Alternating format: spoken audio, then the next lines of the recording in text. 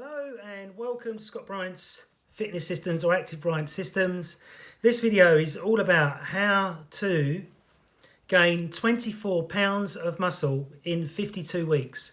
But in the first 4 to 8 weeks, if you get this correct, you should gain 8 pounds of muscle. Maybe a bit more than that, depending on how good your testosterone is. Okay? So your body fat percentage needs to be 10% or lower to make sure that the androgen load is really high in the body, so the body converts what you're doing in the gym, strength and conditioning wise, into muscle. So you need to be training a minimum of 4 times a week. If you're doing less than that, you won't get these gains. Okay? So these are my top tips that I'm giving you that I've used with other clients, and that definitely 1000% works if you get it correctly right. I'm going to mention vitamins and minerals, but I'm not going to mention what doses you should have them in, because really you need to get a proper check done to find out how your testosterone is and how all your vitamins and minerals are in your body.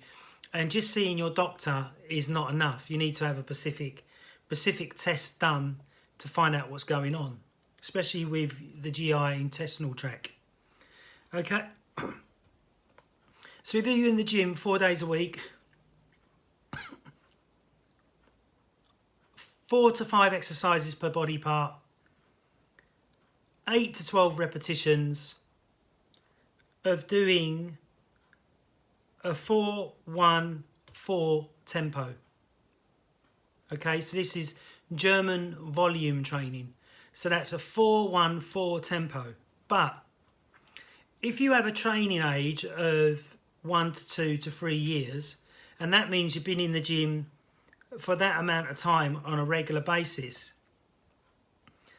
then your training program needs to be changed every 2 weeks, specifically for different muscle groups, which will help push different things up in the body, which will enable you to gain more muscle, lean muscle mass on the body, not fat mass. So changing your program every 2 to 3 weeks if you've got a training age of 2 to 3 to 4 to 5 years, but you've been consistent, no rest, no stopping. If you've stopped for 6 months, then you can't do the new training program every 2 weeks. If you've had 6 months out, then you should do your program for 4 to 6 weeks. Okay? And maybe don't do the 4 up, the rest, and the 4 down, because this may be damaging to your muscle tissue and ligaments and joints. So you've got to be careful with that super slow German volume training. So I would say take it back to hypertrophy training, where you would do a 2 on the way down, rest for 1 or 0, and 1 on the way up. Yeah, so if you're doing bicep curls or different exercises. So your tempo of your exercises is so important. They change different muscle fibers and give you different benefits. So if you're doing a tempo of 1-0-1, that's pure speed and power. If you're doing a 2-1-2, that's a bit of hypertrophy. But if you're doing a 3-1-3, no, a 4-1, no, a 5-1-3, then that's more endurance. But you've got to look at the reps. The reps is what changes it. So if you're doing 20 reps or something, that's endurance and very low amount of hypertrophy. But if you're doing from 6 to 8, that's pure hypertrophy. But if you're doing from 1 to 4, that's more pure strength, or 1 is definitely pure strength, okay? Which will give you some hypertrophy, but little amounts of it. It's not the bodybuilding zone as they talk about bodybuilding.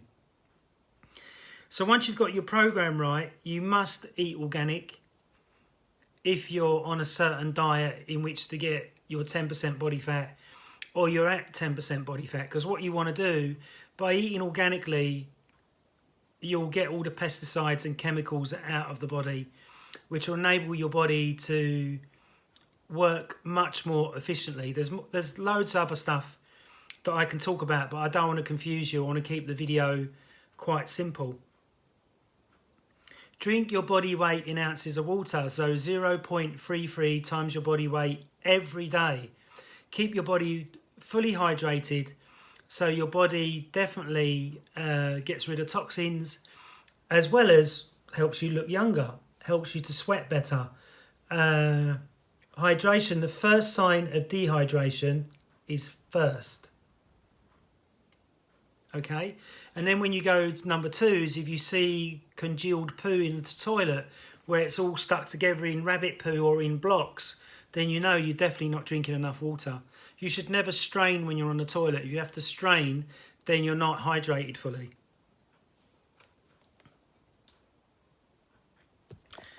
The next top tip is do a pull pattern one day and a push pattern another day. I found through my own experience of my own body, touch wood, I very rarely get injured. And that's because I've stuck to the push pattern one day, pull pattern the other day. I don't mix it up. So I found when I mix it up, that's when I get injured. The same as if I'm going to do a boxing or bag workout on the bag for self-defense, I'll only do self-defense work that day. I won't do strength and conditioning on the same day because I found it to be really detrimental and I get injured much quicker. So the tempo, mess around with the tempo and find out which one works for you. So people have different amounts of fast twitch to slow twitch fibers. So I might have more fast twitch fibers in my abdominal wall compared to you. Or I might add more endurance fibers in my lower back because I do a lot of high endurance work on my lower back to keep it strong than you. But you need to find this out for yourself. It's definitely, there is something that says, you know, the hamstrings are more fast twitch fiber, the most fast twitch fiber muscle in the body. But if you're an endurance athlete, like a runner, your hamstrings may be more geared up for being a slow twitch fiber. Does that make sense? Okay, so when it comes to vitamins and minerals and taking supplements, now I'm 50 years old, or before I was 50, I've always been taking some sort of supplement, but now I've gone a lot stricter on supplements. So taking branched chain amino acids is really, really important. But like I found out myself through my own experience, a lot of the vitamins and supplements that you want to take online are very denatured or very low in their content. So let's say you buy BCAAs and it says 7,500 milligrams. That's not even 1 gram in one of your drinks in which to gain muscle mass. Now, to get lean muscle mass, you need at least 20 to 40 grams, not milligrams. So milligrams is a much bigger number, so it looks good on the container to sell it, but really it's tricking you into buying something that's not going to give you any benefit whatsoever.